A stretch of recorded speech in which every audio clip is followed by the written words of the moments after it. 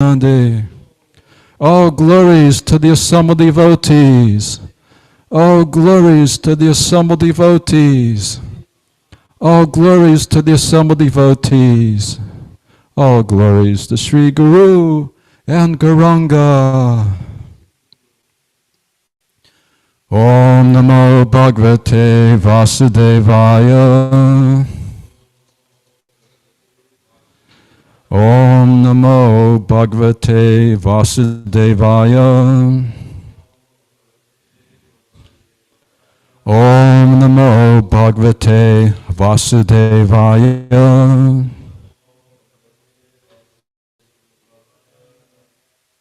Srimad Bhagavatam, Canto 2, The Cosmic Manifestation, Chapter 10. Bhagavatam is the answer to all questions. Text number 29.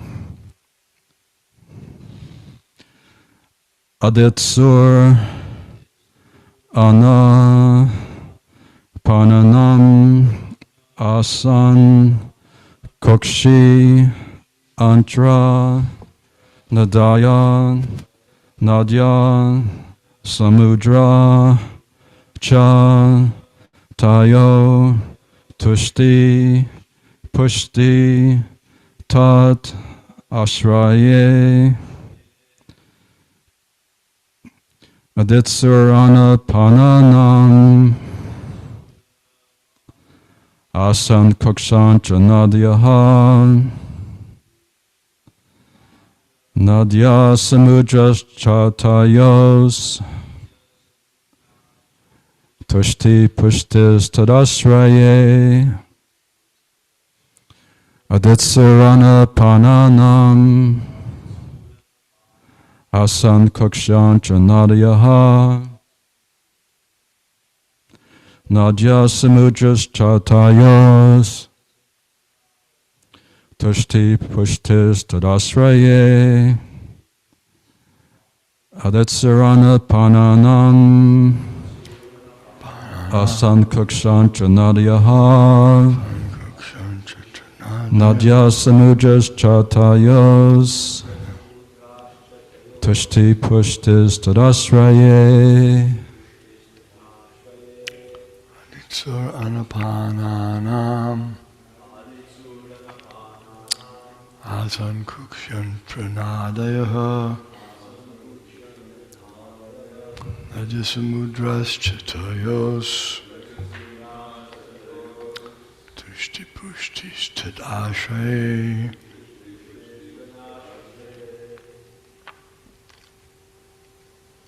Itsuranapananam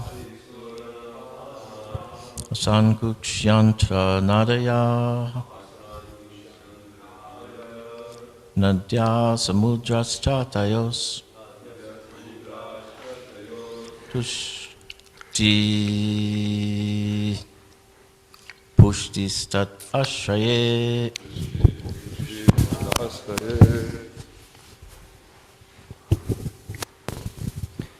Aditsur Annapananam Asan Kukshantra Nadayaha Nadya Samudras Chatayos Tushti Pushtis Tadashraye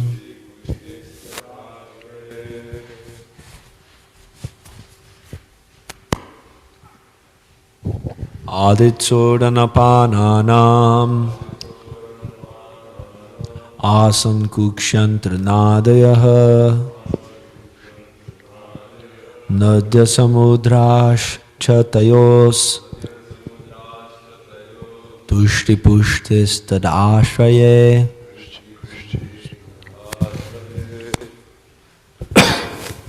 Aditsur Anapananam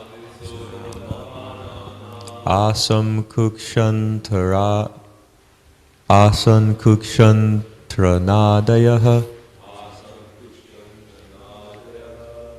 Nadya Samudras Chatayos Tushti Pushtis Tadashraye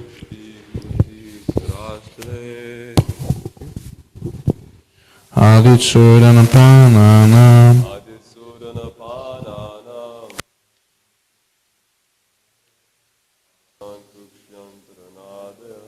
Namaskadraschatayos Tushtadashraye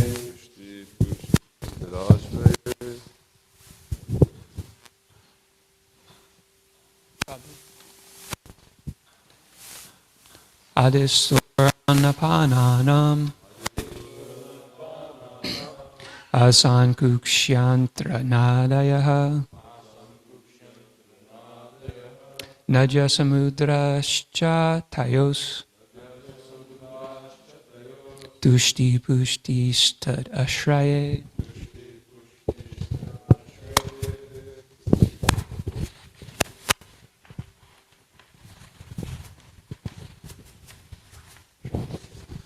Aditsudanaprananam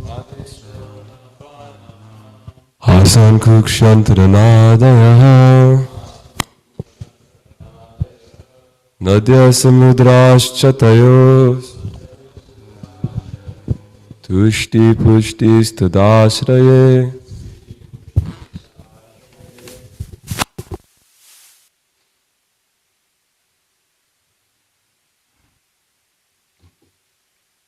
Aditso, desiring to have anapananam, of food and drink. Asan, there became. Kukshi, the abdomen.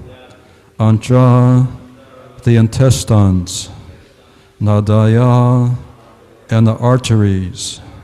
Nadya, the rivers.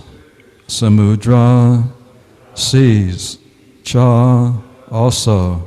Tayo, of them. Tushti, sustenance. Pushti, metabolism. Tat, of them. Asraye, the source. Translation and purport by His Divine Grace, A.C. Bhaktivedanta Swami Prabhupada. When there was a desire to have food and drink, the abdomen and the intestines and also the arteries became manifested. The rivers and seas are the source of their sustenance and metabolism. Purport.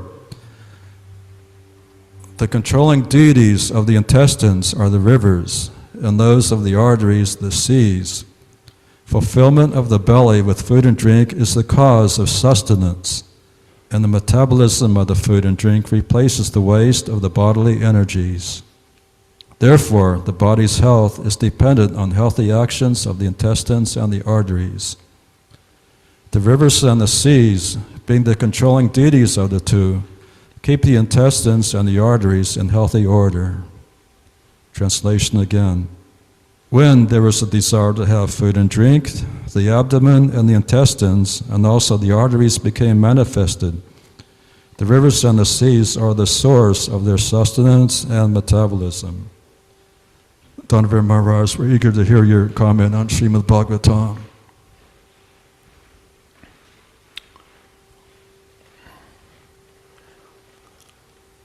When there's some ill performance, when the bodily parts are not performing properly, because of their connection with the demigods, that particular demigod can be approached somehow, and that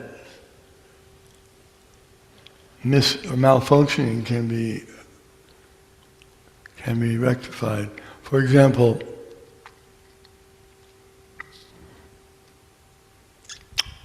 one who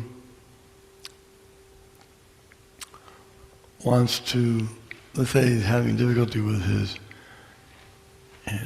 metabolism and so he can take bath, recommended to take bath in the rivers, flowing rivers. And that way it will help his body function properly. And if one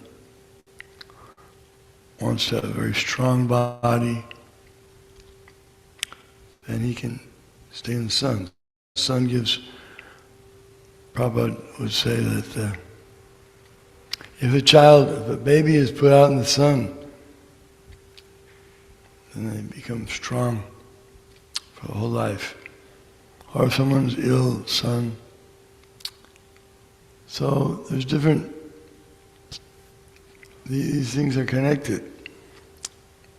In order to get the full functioning of the parts, then one connects with the source or with the supervisor. It's like if you have an automobile and the automobile is not working properly, you find out the source, you find out the manufacturer, you contact them and you say what to do, and they'll tell you what to do. And they get the vehicle running properly. When there's so much control in this world, and those who are leaders, they need to be aware of it. For example, when Yudhishthira Maharaj, or any king, any great king, if he was going out for battle, he would not just leave any time. He would not just set out any time. He has his brahmanas, his advisors, his ministers, and he says, when should we depart? And they say, we have to leave at an auspicious moment, and it'll be such and such a time. The stars will be in, and they begin. And then they begin at that time with an auspicious offering of some Vedic hymns, mantras, to please the Lord of that particular time and that particular direction. If one doesn't offer praise or proper respect to the direction that he's going, then he won't be allowed to go in there. He won't be allowed to win. He won't win the battle. All these things are very important. So the demigod or the devotees are in an advantageous position in comparison to the non-devotees because they have so much respect for the Lord and His system, how everything is supposed to run. So they don't begrudge giving respect to the directions or to the time. Who's the Lord of the time period that we're departing? They have no objection. They like to do that. And they get great benefits from that. And they win. The one who follows the injunctions, Vedic injunctions, most carefully will be successful. Even Hiranyakashipu, he learned how to somehow or other please Lord Brahma. And by pleasing Lord Brahma, he was able to conquer all the other demigods. All the rulers in the world were under him because he was able to please Lord Brahma. Lord Brahma is not the supreme,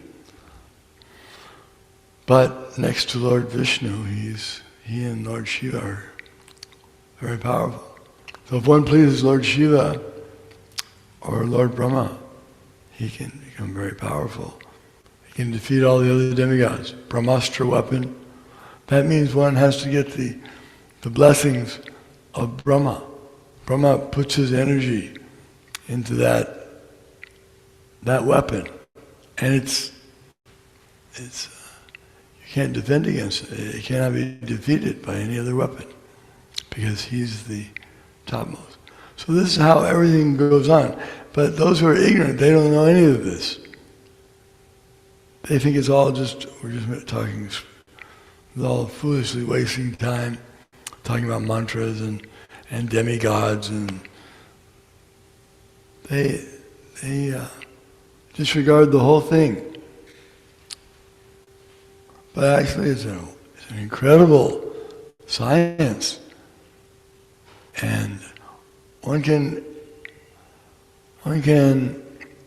be successful in any field if he knows Vedic knowledge. Any field. Even if he wants to be a architecture, he wants to make some nice architecture. There's a system. You have to approach the demigod in charge of the particular aspect that you want to excel in, you want to perform in. For example, in the Garga Samhita, there's the science of music is described. It's incredible. There are demigods such as Saraswati. She's in charge of music and learning. So one has to get her blessings. If one tries to do music without the blessings of Saraswati, it doesn't work. Then what happens? He'll make the wrong music, he'll make offenses, and it happened to Narad Muni. He made some music, he didn't please Saraswati, it wasn't done properly, he was thrown out of the heavenly planets, thrown down. So Narad Muni would approach, but then it says that Saraswati, she's learning the art of music from the gopis. The gopis know 10 millions of different songs and tunes and melodies and beats and all these things. It's a whole science.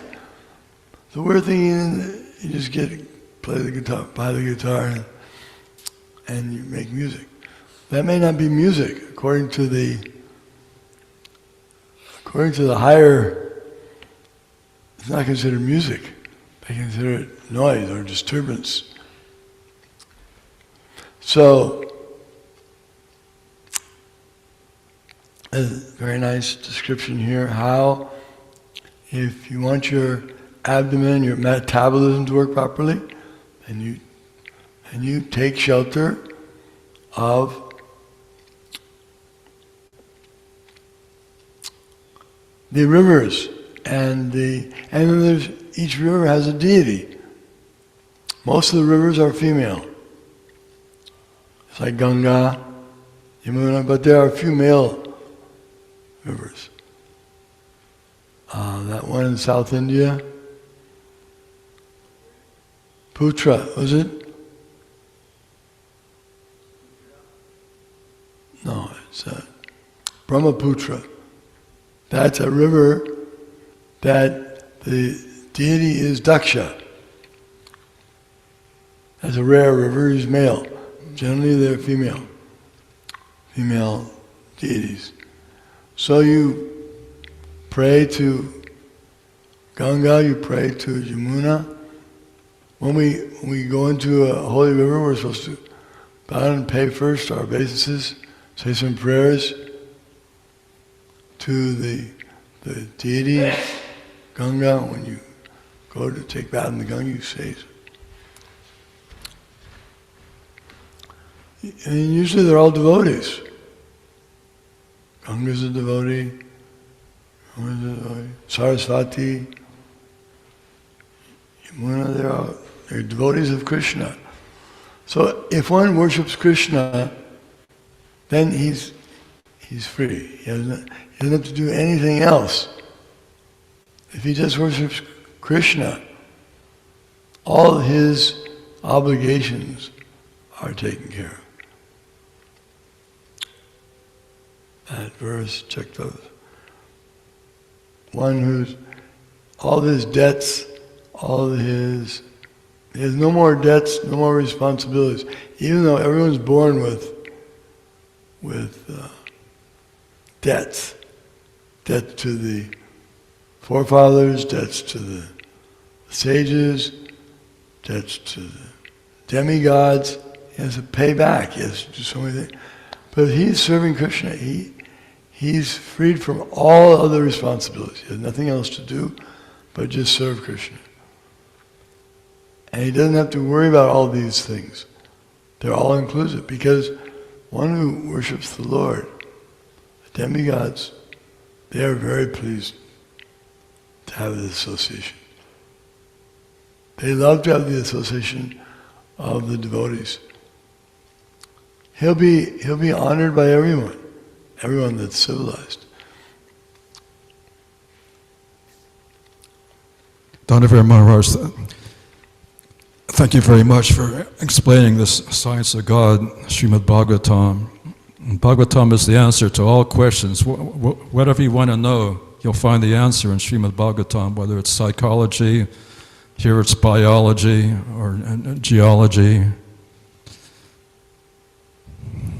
Several years ago, I gave my biological brother a presentation, a gift of Srimad Bhagavatam, and since he's a geologist, so he appreciated the scientific layout of Srimad Bhagavatam with the Sanskrit and the Roman transliteration. It's very scholarly and scientific, and he appreciated all the volumes of Srimad Bhagavatam, and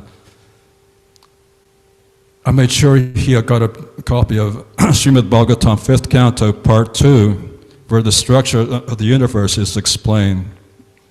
So that's in his field of expertise, and he really appreciated Prabhupada's books, including Bhagavad Gita as it is. So everything we want to know is here in Srimad Bhagavatam, and even though we're not these bodies, still we need these bodies to execute the purpose of human life. And Srila Prabhupada was concerned about the health of his disciples. When Srila Prabhupada came to New Vrindavan in 1976, he asked Kirtananda Swami, are the devotees here getting enough milk? And Kirtananda Swami replied, yes, they get as much milk as they want. And Prabhupada said, if they drink too much milk, that is not good, that'll produce dysentery. So Prabhupada was expert in all aspects of knowledge, including how to maintain health. But if one is a guru, it's mostly inevitable that he'll suffer the sinful reactions of his disciples. So we saw Srila Prabhupada was also suffering sinful reactions, and he was often in poor health and coughing. But a guru takes this austerity as a service to his spiritual master, and as a service to his disciples, because if one is burdened with sinful reactions, it's very difficult to make progress in Krishna consciousness.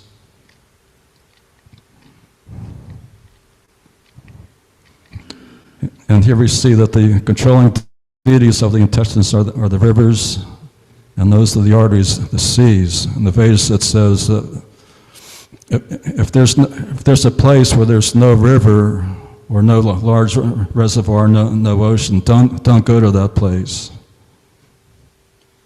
And we see in history all the great civilizations, they develop on the bank of rivers, like the great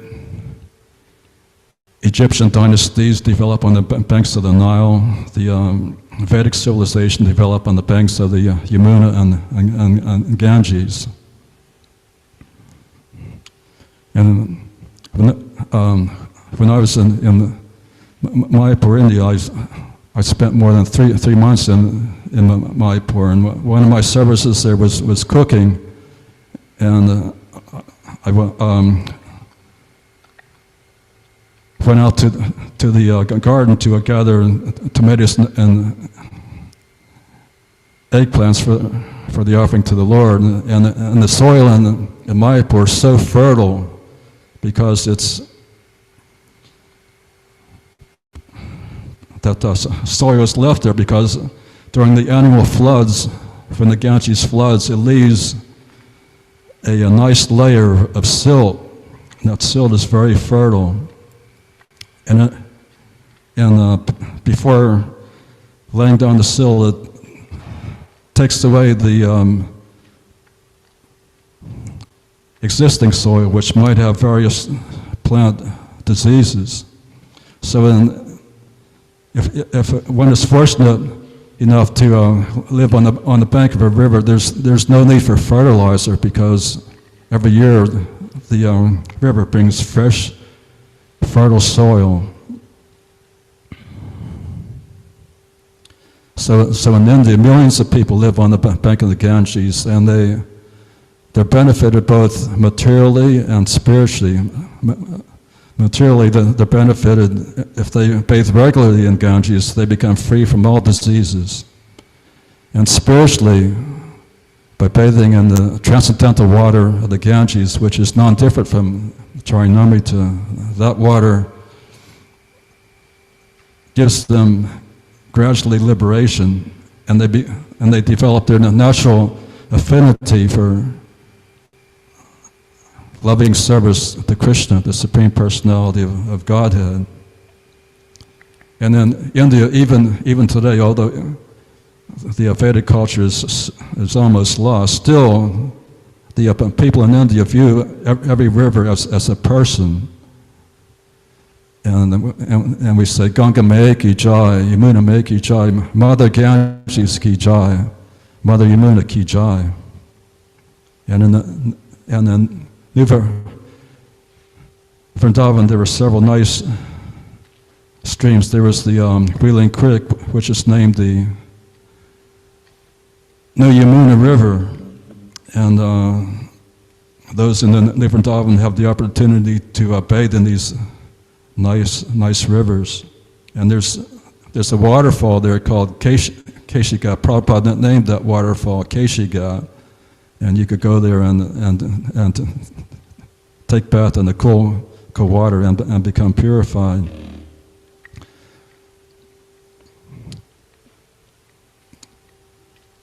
Especially if one has troubles with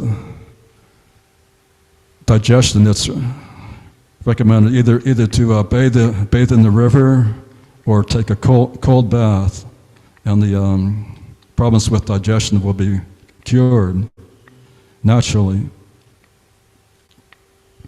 And also, if you bathe in the sea, the arteries become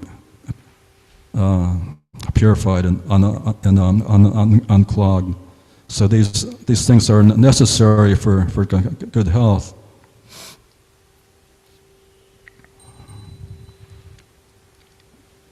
Jai Shishi Gornatai. I was born in a militia family, and I was growing up in the 1950s, and at that time in America, bathing was something you did once a week. So on Saturday night, we would all take baths, so we thought by taking a bath on Saturday night that we would be clean on Sunday morning, but we didn't know that during 6 hours of sleep, the body becomes contaminated and all the gates of the body become contaminated. So in America, we were so fallen that we didn't even know basic hygiene. But in India, still people know that to purify the body, it's necessary to take bath. And when you wake up in the morning, you should wash your mouth, because during the night, the mouth becomes contaminated with germs, and that's the cause of what the karmis call morning breath or halitosis. It's caused by bad germs in the mouth that accumulate during sleep. So every morning, Vaishnavas wash their mouths and take bath. And if you take a warm bath, you should finish with cold water. That's the best. And Prabhupada went to the Kumbh Mela in Allahabad in 1971, and Girivaj Swami was also there, and Girivaj Swami related that in the morning, even though it was cold and raining, it was in the month of Magh in January. It's the coldest time of year. And it was freezing cold, and it was raining, and the devotees didn't want to get up in the morning, but Srila Prabhupada was the first one up, and he took a cold bath from water from the well. So that's a symptom of Acharya. He's sensed the example for all his followers. And we also learn from this verse that no one is independent. We are controlled by various deities. We're even controlled by the rivers and the seas, and we're controlled by various demigods. And also, if one wants to approach Radha Krishna independently, he'll be a failure, because we're all dependent on the mercy of Guru. That's why we say, Yasya prasada bhagavat prasado, Yasya prasada nagati kutopi. By the mercy of the Guru, if the Guru is pleased, that means Krishna is pleased. And if the Guru is not pleased, there's no way you're going to please Krishna. It's not possible. And to approach Radha Krishna is very difficult. In worshipping Radha Krishna, there are many rules and regulations, and Krishna Radharani can be approached on a platform of spontaneous love. But we're so fortunate here to have Gaura-Nitai. Gaura-Nitai are very merciful. If we simply chant Hare Krishna, Krishna Krishna, Hare Hare, Hare Rama, Rama Rama, Hare Hare, Gaura-Nitai and Krishna are satisfied. See Krishna Chaitanya, Radha Krishna, Nahe Anya. Gauranga, or Lord Chaitanya, is the combined form of Sri Radha and Krishna. Krishna knows everything, but there's one thing Krishna cannot understand. He cannot understand Radha's love for him. So one of the reasons he comes here is to try to understand Radha's love. Therefore he comes as Lord Chaitanya with the sentiment and complexion of Srimati Radharani. Krishna's blackish, but Lord Chaitanya comes with a fair complexion.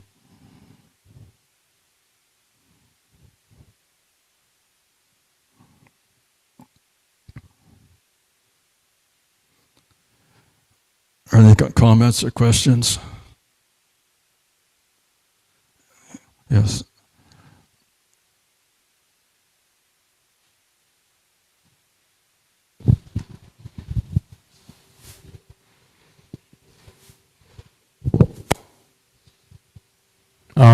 I was just wondering, why is there no education for the basic necessities of life in the Western countries?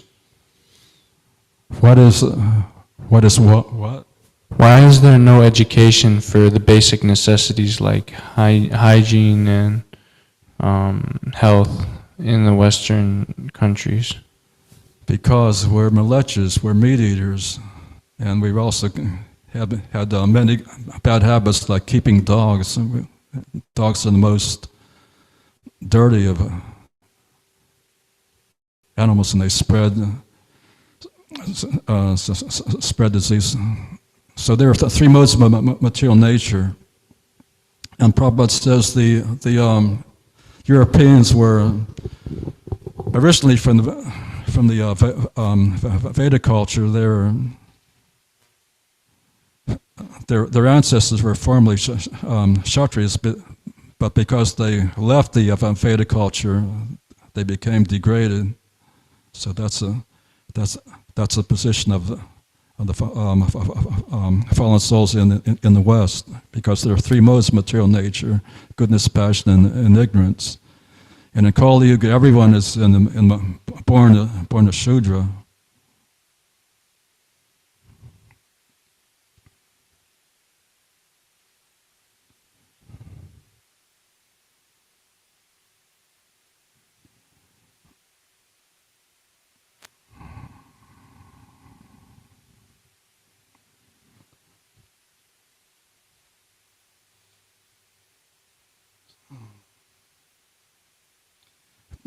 Okay, it's time for the Sankirtan Festival. Thank you for hearing Srimad Bhagavatam. All glories to His Divine Grace, A.C. Bhaktivedanta Swami Prabhupada.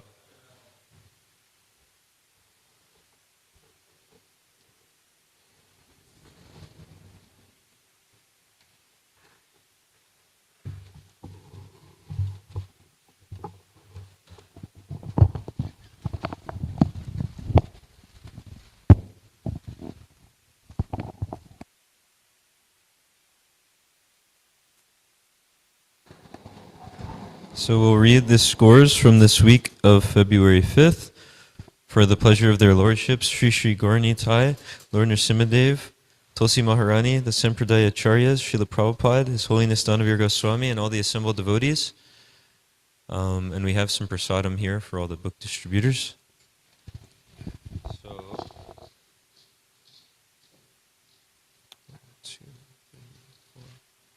this week we had 5 book distributors. So in the 5th position with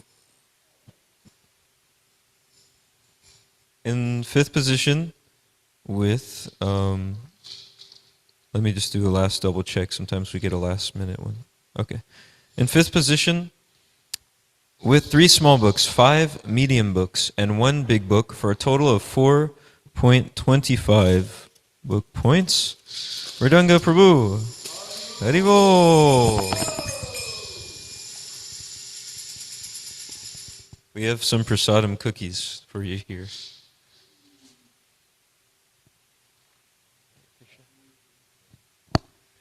In 4th position with 3 small books, 2 medium books, 2 big books, and 2 Maha big books for 7.75 book points, Krishnendu Prabhu.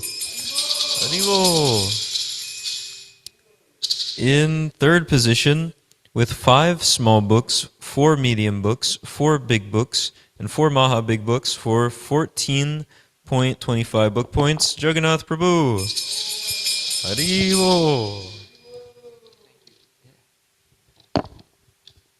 In 2nd position with 11 small books, 23 medium books, 4 big books, and 4 Maha big books, for a total of 23.35 book points, Magadari Prabhu. Haribol. In 1st position with 60 small books, 57 medium books, 79 big books, and 79 Maha big books, for a total of 280.5 book points, Rishi Kumar Das. Hare Krishna.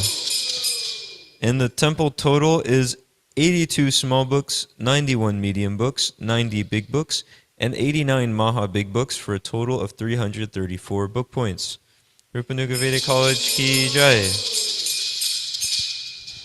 So for a highlight and for inviting somebody, I accidentally invited a lunatic to the temple yesterday. I didn't know at the time. Now I know in advance before bringing someone to meet Maharaj to like check that they're actually like a sane human being first. But he was yelling about how he was God and whatnot. But he took prasadam, so that's nice. But we met somebody at the mall the other day who he gave $100 for a bhakta stack. So that was really cool. And then we went and showed him the Srimad Bhagavatam set because we brought it with us. There's a store that lets us keep the books there. So we brought the whole set in. We were showing it to him and seeing if he would like to take it. And he said he would have to think about it. because we told him how much it cost and everything. But he was really interested in it. So hopefully he'll come for a Sunday feast. That was the highlight. Transcendental Book Distribution Ki Jai. Magadari Prabhu.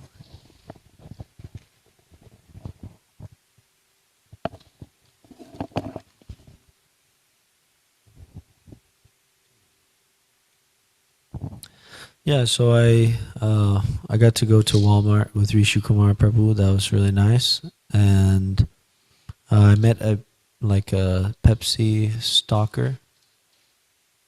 I think Brandon is also does that. He was really nice, and he had a shaved head and shaved face. He looked good, and yeah. So I talked to him, and I said that line that Prabhu says, we must have the same barber. And yeah, and he was interested. He saw me walking around, but I showed him the books on yoga meditation, and he was immediately interested, and he kind of thought about it when I asked for the donation, but he went for it. And yeah, we gave him a couple medium books and the Bhakti stack, and it was good. Transcendental Book Distribution Ki Jai.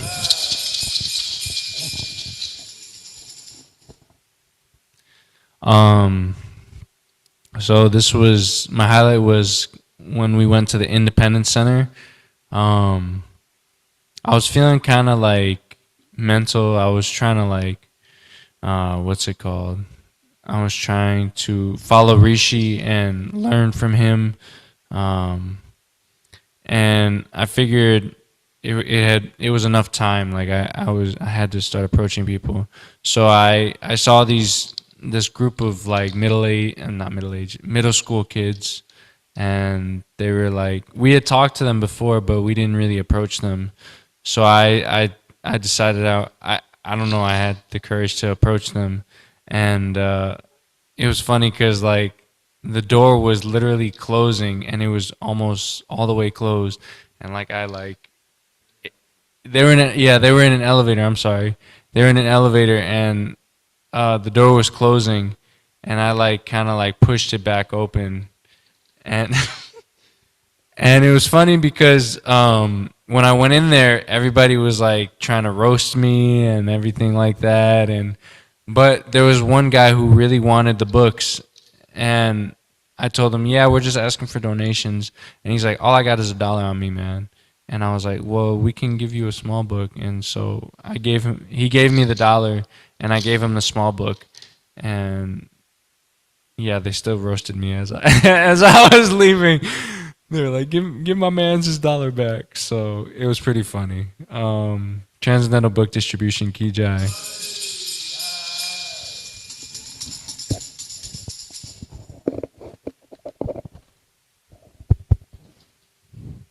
Rishi and I were at Walmart, and he was distributing books, and I was supporting him. And while he was busy, I guess, somebody walked by, and I said something, and he said, "Oh, I'll come back out and I'll talk to you," because he didn't want the people to think that he was like carrying something that he stole. But he came out, and he stopped and talked to us, which was nice. And then I gave him a Bhakti stack, and he gave a nice donation. He seemed really sincere into it.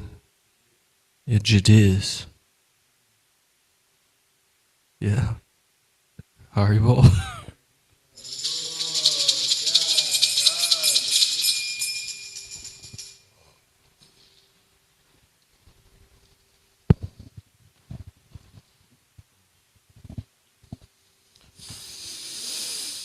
Well, it was Saturday night, Harinam at the plaza. It was me, Radha Damodar, and his wife, and then there was this one lady who had a baby stroller, and I approached her, and she was really